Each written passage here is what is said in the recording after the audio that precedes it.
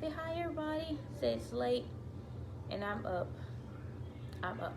So as you guys can tell by the title, I'm going to be doing a story time on me giving birth to Lonnie. I feel like this is going to be an emotional topic. So I'm just going to go ahead and let you know ahead of time. I kind of just wanted to share you guys like my experience. This is my one and only baby, my baby girl, and so I kind of just wanted to like share my experience, and just pray for all the pregnant moms now that you guys have a safe and healthy pregnancy. Stay out this heat, baby, because it's hot outside. Okay, it's hot. When I first found out I was pregnant with Lonnie, with Beatrice. I call her Lonnie. Her middle name is Alani. So sometimes, like, if you hear me call her Lonnie, it's her middle name. I'm still speaking about Beatrice. Can you say hi to them? Say hi. Say I just a little quiet baby. Oh, guys, look. I got my pigtails. The growth is real, okay? Do not play. Okay, back to the story. I'm getting off track. When I first found out I was pregnant with Lonnie, I was super excited. Like, I was excited, but it was like, this can't be real. Because I had prayed for Lonnie. I had prayed to be a mom. Like, it was just something that I just felt like I needed, or, something I felt like I needed in life. And it just wasn't happening. And then all of a sudden, whoop. So as pregnancy went on, like, everything was fine. I was, oh my goodness, the sickness, oh my goodness, like, so the day that I found out I was pregnant, I was 6 weeks.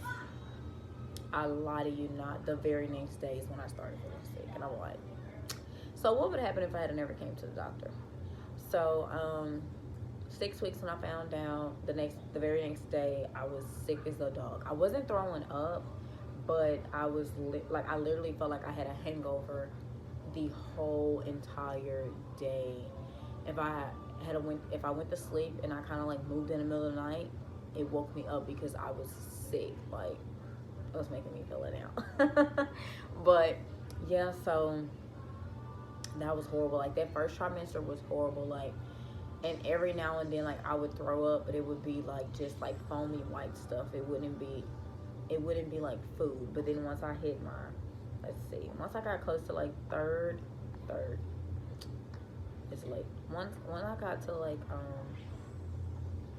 maybe like 3 months. Okay, I think that's when I started like throwing up, like actually throwing up any like food and stuff like that. Like, I was dry heaving a lot, like, in the early pregnancy, and I felt, like, nauseous all the time. Like, I had a hangover, but I never would, like, really throw up, like, food. By the time I hit that third month, I was still in my first trimester. Oh, my goodness. Like, I started, like, throwing up stuff. Like, it was horrible. I went through the phase of, like, wanting certain food and couldn't have it, and was upset about it. Like, I didn't really have cravings. So it was just when I don't know, would you call that not the weird cravings, but I guess like I wanted a certain meal and I couldn't get it. I was like upset. I guess you can consider it as a craving, but I didn't have like weird cravings and stuff. And like, I ate the normal stuff. So by the time I hit my second trimester, 4 months passed, still the same old, just throwing up every now and then. It kind of eased up. And then 5 months came around, I found out what I was having. I did a gender reveal. If I can find the clip, I'll put it in.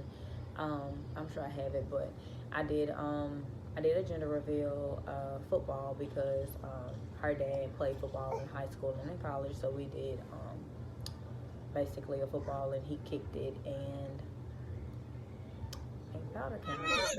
You gotta put the ball on the ground. You ready, girl? You ready? We've been waiting on this a long time. Don't follow the ball, BJ. You become green 19.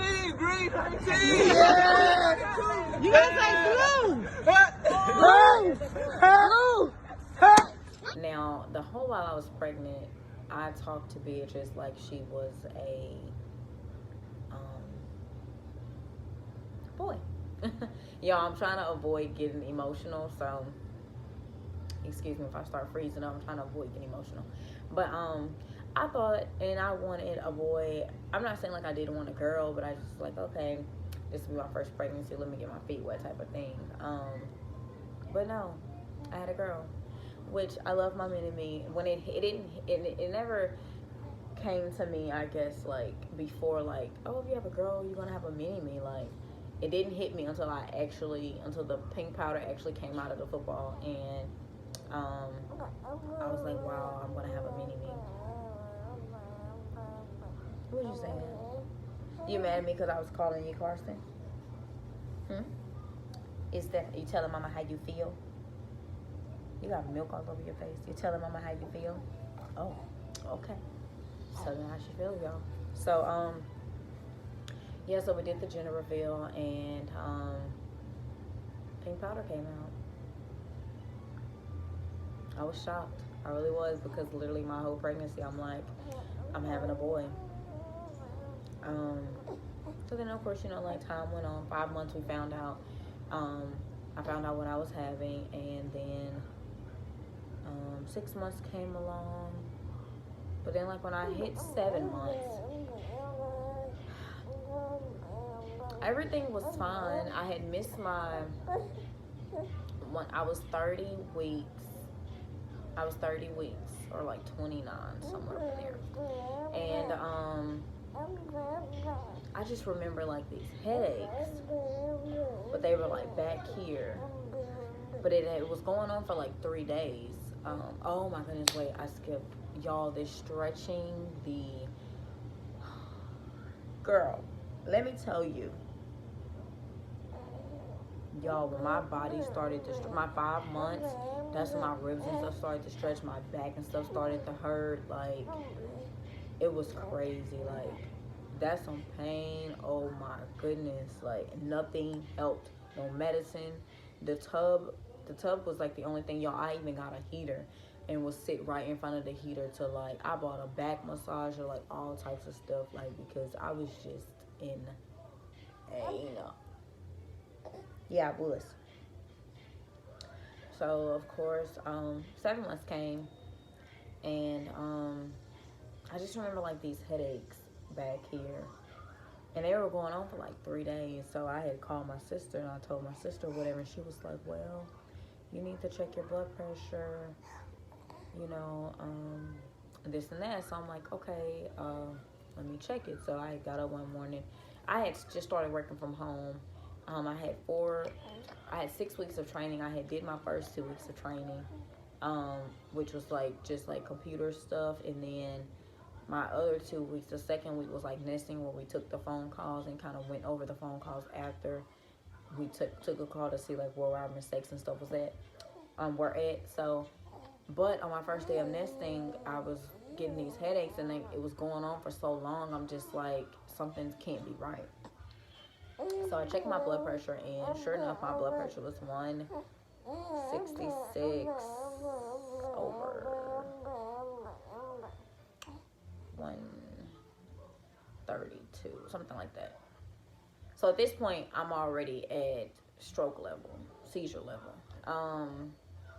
So I'm like, you know, oh, my blood pressure is this, da da da da. My sister's like, yeah, you need to go ahead and go to the hospital. So I go, and me and her dad went to the hospital, whatever, and you know, I was in there for a while.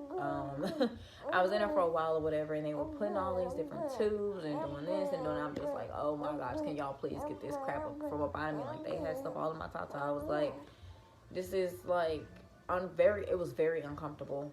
Very uncomfortable. So then they were checking like my urine and checking my blood pressure. Like, they were just checking, you know, kept monitoring everything, but I guess it wasn't getting better. So when they sent my urine off into the lab, it came back that I had preeclampsia, which was very shocking, because my last appointment I had went to my primary care doctor, everything was fine. I was like 130 pounds. Everything was fine, no blood pressure issues, anything. And I had literally, it was like 2 weeks later, I missed my appointment, and then I ended up having to go there because of my headaches. So then they came in, they're like, oh, you have free. You remember everything? Tell the story. Tell it. You know it, tell it. Uh-huh. That's the same thing I said. That was the same thing I said.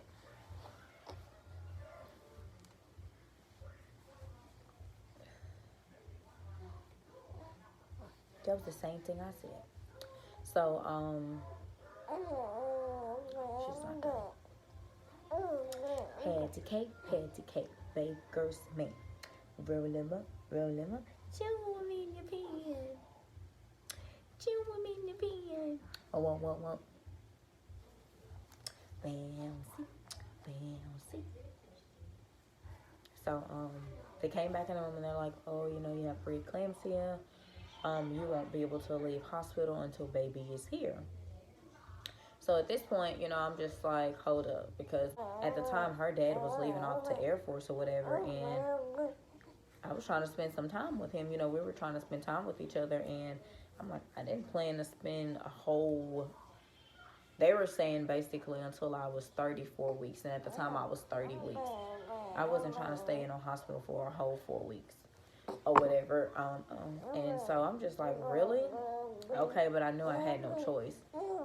And then they were like, but you're going to have to go to Shreveport because our NICU here doesn't, our NICU here isn't equipped. If she was to come early, we wouldn't be able to take care of her.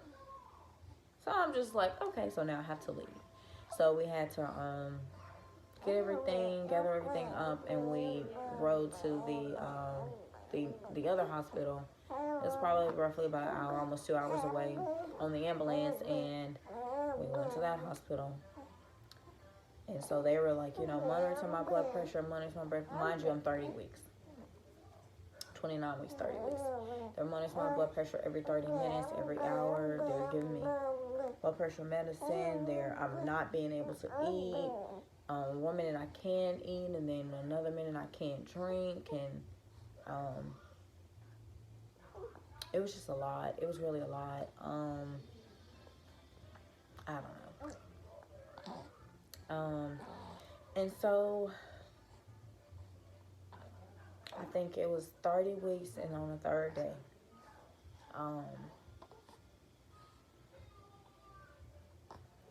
my mom hadn't made it there yet. She was trying to get there because, I'm sorry, y'all.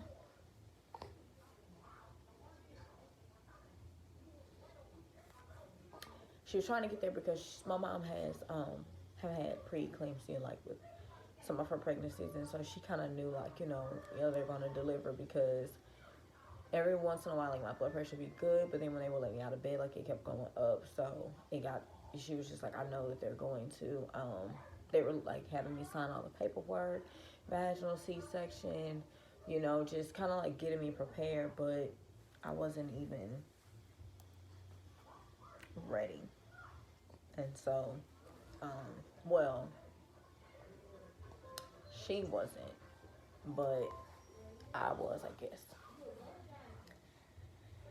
And so, my mom was on her way, and so then they end up coming in the room. Well, I didn't know she was on her way. They end up coming into the room, and they're like, you know, baby's looking funky. Well, back up. They had given me something they put inside of me to try to get my cervix to open up, because my blood pressure wasn't getting any better. My livers and kidneys were failing at that point, and they were like, you know, it's either you, her, or both of y'all, like, we have to do something. So they tried that twice, and it didn't work, so I had to go into, they ended up giving me the epidural, and then they came in and said, you know, that she wasn't, I guess, like, she was looking funky is the term that they use.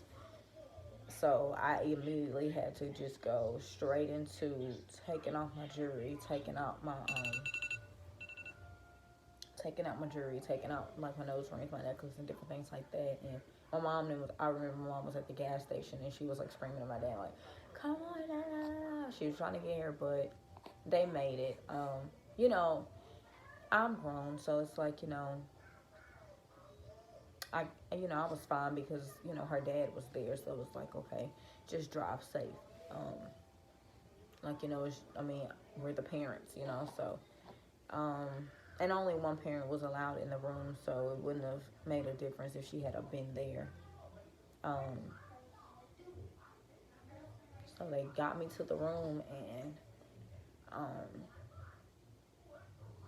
they got me on the table. They're at this point, like I'm becoming numb. I'm down my legs or whatever, and they got me on the table and they're starting the process. Well, before we started, I said, "Well, can we pray?" And so Dr. Eubanks, I'll never forget her. She walked me through the whole epidural stage, like in the room, and it wasn't bad, like how people made it seem it's not bad. And so she walked me through that whole stage, and then when we went to the back where they did the delivery, before they actually started, I said, "Well, like, can we like pray? Like, can we say a prayer or whatever?" And she prayed over me. They didn't let the dad come in. At first, he had to like step out, I guess, because maybe I'm not really sure what they were doing. They were kind of like on just around, and then he ended up coming in, and so then they started the process, and as soon as you could feel the tugging. You could feel the tugging back and forth, back and forth, back and forth. And I was like, what is going on? Y'all need to hurry up. Lonnie, you was going back and forth. Back, do you remember that? Lonnie? Beatrice? Do you remember? Do you remember that? Hold on. Hey, do you remember that? Do you remember going back and forth? Back and forth.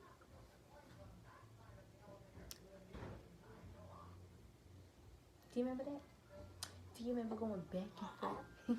Do you remember? Do you remember going back and forth? And so, they were just tugging and tugging and tugging. And I was just like, oh my goodness. So, my jaws were like getting really, really, really tight. And I just remember telling Dr. Eubanks, like, my mouth, like, it was getting like really tight, like very tense. And she was like, open your mouth for me. So I opened my mouth and I was able to. And everything was fine. And then here comes Beatrice. So her dad was right there, he's like talking to me and stuff. And I'm drugged up, y'all. Like, I'm just drugged up like the whole while. So that was going on with my mouth. And then she's like, open your mouth. So I opened my mouth and everything was fine. So then it just was getting tighter and tighter and tighter. And I remember them pulling Lonnie out of me. And the only reason why I know that because like the pressure just was, it was a relief. And so when she came out of me, when they pulled her out, they took her onto the room and they let the dad come.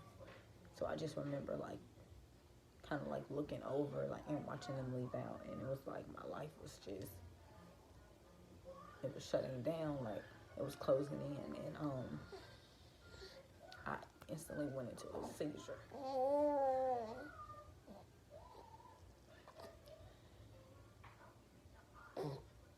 It was just like my world was like, I don't know, it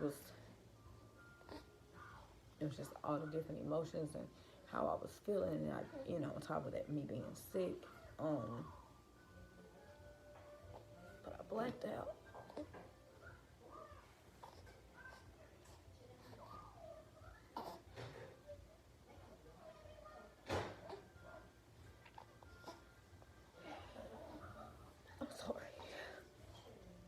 I blacked out, and before I blacked out, like I just remember Dr. Eubanks screaming like their doctor stuff, and she was just screaming and or not like screaming, but you know, like yelling to get everybody to do this, do this, do this, and a quick second I blacked out, and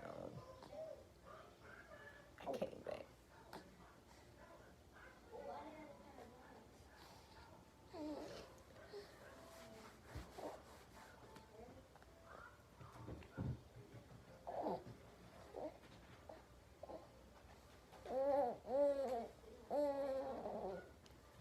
I came back, and at that point, I just wanted them to hurry up because I'm scared. You know, my mom isn't here. Just hurry up. So I'm just like telling them like, can y'all please hurry up? Can y'all please hurry up? I'm like, y'all are taking too long. Like I was literally telling them this, and so my arm started to get like numb, and I was becoming like more scared. I'm like, I don't want to be in this room anymore. And so finally, okay. Finally, they got me all together, and they got me back to the room, and I didn't really feel anything as far as like the cut or anything like that, because I was still like on so much medicine. But I forgot what it was that they had me on. But so my mom was in my room, and my dad when I made it back to the room, and Beatrice was in the NICU, so I was like really like protective over pictures being taken of her or anything like that. So my mom was like coming up to me, and mind you, I'm still like on meds, but I'm more so than just being on meds. I just felt really exhausted and tired. And she came up to my bed, and she's like, "Can I please go and see Beatrice and take pictures of her?" And I'm just like, "No, Mom, you can't take pictures of her." Like, and I looked at my nurse. I said, "Did you really just let her wake me up over some pictures?" Like, I was just like exhausted, just very tired, and she kept asking, so I finally gave in and said yes.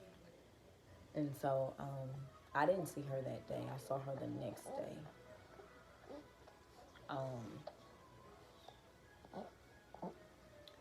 So her dad was still there. She was born February 4th.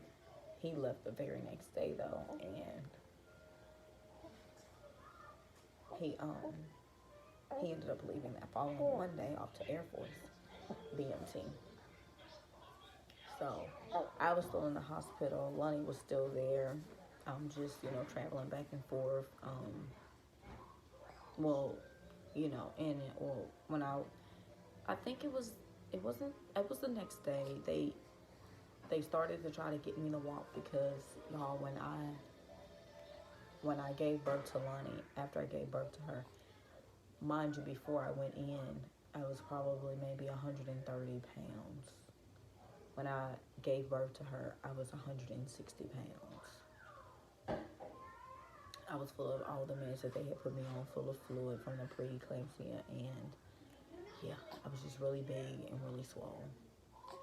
And so they start using, you gotta go down and see Beatrice, you gotta pump, you gotta go see Beatrice. So they used that to try to get me to walk, and of course it worked, but it was very, very hard. It was very tough because I felt like I was gonna pop my C-section, the staples and stuff like that, because they did use staples.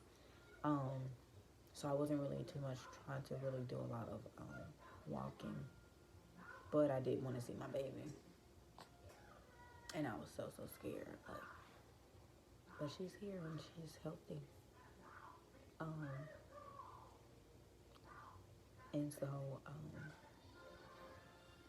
we kept in contact or whatever until he actually left and he went off, and then he couldn't text anymore. So I was just, here holding it all together, seeing Lonnie and Nikki, but then eventually I had to go home. And I was just like, man, it didn't hit me until like the night before, and I'm like, man, or two, and I was like, man, I gotta leave my baby here. And I could have went to a different hospital that was locally there, but they were, saying, oh, it's best, to go here. And I'm not sure if that was because it was the same hospital, just in a different location or what, but I didn't have transportation at the time. So I'm just like, when it did boil down to it, I was like, man, I can't go see my baby, or I wouldn't be able to like I thought I would. Or I didn't think it was going to be this hard to leave. And it was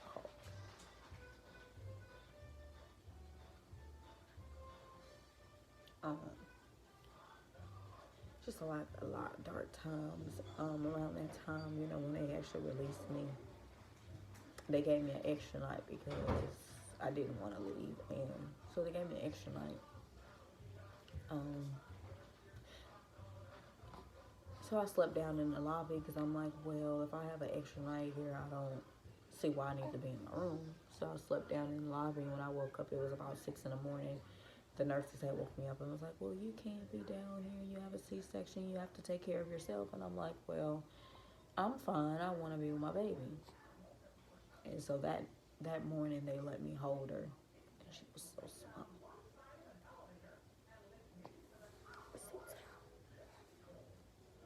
But it's crazy because she's so big now.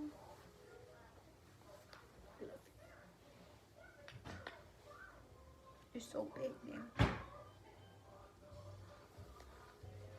And so, she was so small, and I just wanted to like be inside of her.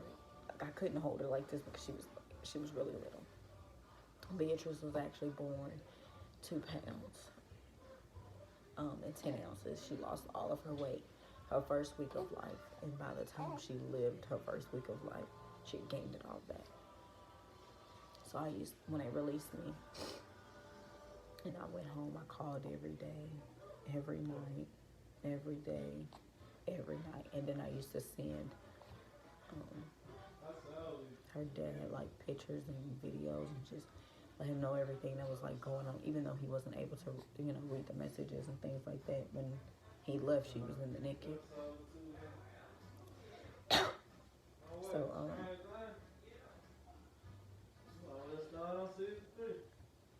yeah, I just, wanted to like keep him in the loop of everything at that time because, I knew like him going into the Air Force stuff, like it was going to be hard, him knowing like she was there. So when he was able to see it, or it would be like, he was kind of like, he was gone, but he was kind of really never gone, I guess. I don't know. But I used to call every night. It was so hard. It was so rough.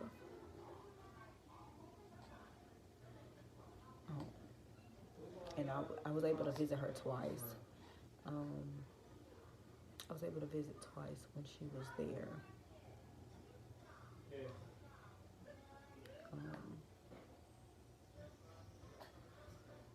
The first time I stayed for like a day. I stayed a day, a couple hours. And then the second time my mom let me use her car, and I stayed the whole weekend. Y'all, it's like I would never want to go. I wouldn't want to go back to her, ever feel that pain again. But if I had to, I would. Like,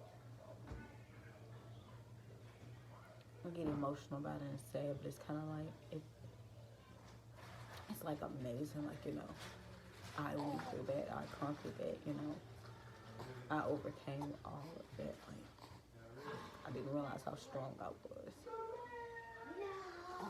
And so, finally,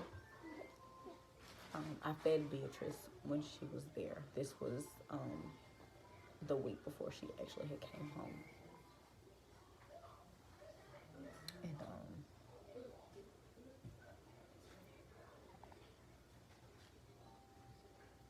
I didn't know that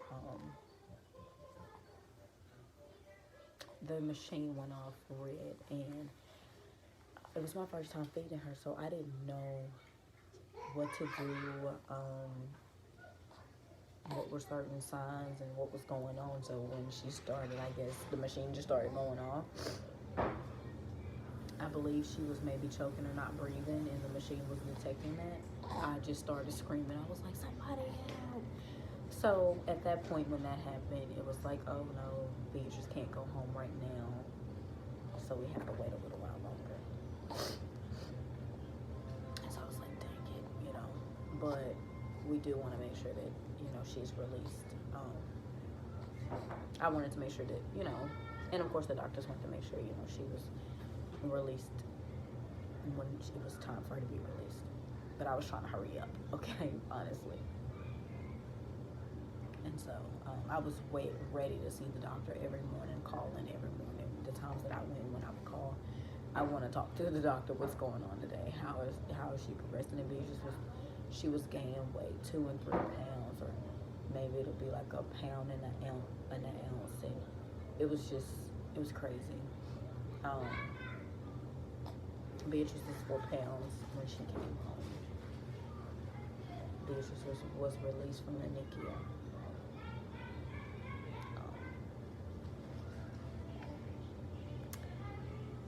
March 8th. Beatrice was released from NICU. And ever since then, it's just been us, girl. It's just been us. Oh, it's grown so much, and mommy is so proud where I am. Yeah, you make me so happy. Yeah. You want to tell them? You want to tell them how you was in the NICU and you had so much fun in there, didn't you? Beatrice was even for Mardi Gras. She was in there for Mardi Gras, and she was one of the babies on her hospital's page on Facebook. She was one of those babies who was chosen. And they called me and they asked, well, she's going to be taking pictures, and we just wanted to know if you give permission for her to be posted or anything like that. Her name won't be given. I was like, yeah, I guess. Because they didn't expose her name. So I was just really like iffy about her being posted or in the NICU.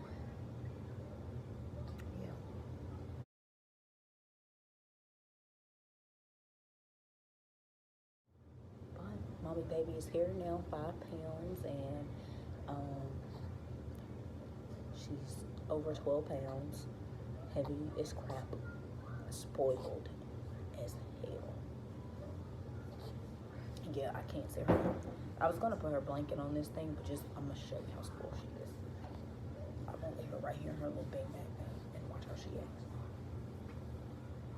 Now I held her this whole video.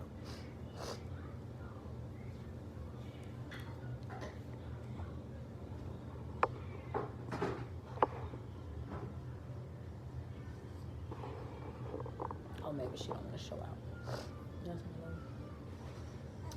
But yeah, that was my story time. Giving birth. What are you doing? Well, yes, that is my story time. Well, that's the end of this story time. I hope you guys enjoyed, I guess. I definitely want to say, you know, mothers out there pregnant now, just, you know, try your best to stay healthy, eat healthy, exercise, whatever. I mean, I know you can't really, I guess, call or probably even prevent preeclampsia, but I know not every mother has it. But that was an experience that I wouldn't wish on anybody. And I'm just thankful that, you know, I actually woke back up, and I'm actually still here with Lonnie, and I'm thankful that we both are here. Without God, like, I don't know where I would be, because I know He was there with me. So I just wanted to come on here and show you, share to you all my pregnancy journey and labor experience. Yeah, make sure you guys like, comment, and subscribe, and let us know. She actually did good, y'all. I thought she was gonna act up, because she be acting up. Tell them, make sure you like, comment, and subscribe, and let us know down in the comment section what you want to see, and we will make that happen for you. Say bye, lovelies. Say bye, lovelies. Hopefully she goes to sleep. Y'all, my hair is growing. I'm keeping my little 2 ponytails. Ooh, ooh, ooh, ooh. You show lovelies, you stand up. And you even holding your bottle now. Say hi, lovelies. Say hi, lovelies. Okay, y'all, we're out of here. I have work tomorrow morning, and she needs to go back to sleep. So we'll see you guys in the next video. You guys have a great night. Say your prayers, and yeah.